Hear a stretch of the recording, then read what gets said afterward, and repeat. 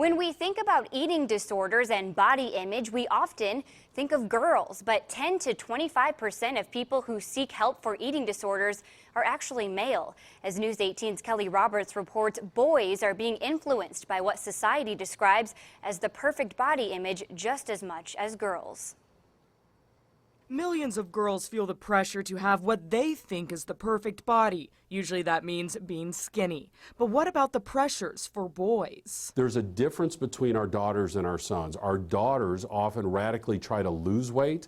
Our sons, when it's an unhealthy situation, radically try to gain too much weight. They try to gain too much muscle mass. The prescription for the way that they need to look is muscular, husky, big, athletic. Marriage and family therapist Nilu Shavla says 10 to 25% of those who seek help for eating disorders are male.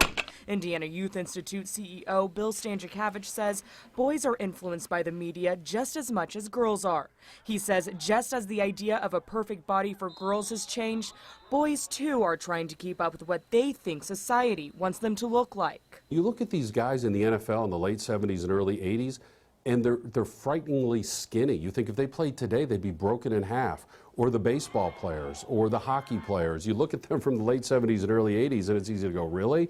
This bulking up of the athletes is something that's happened in the last couple of decades. Shavla and fellow family and marriage therapist Dr. Cricket Steinweg say the family can be a good influence or part of the problem. We have people coming in who are themselves overweight, but their families are maybe double overweight that they are.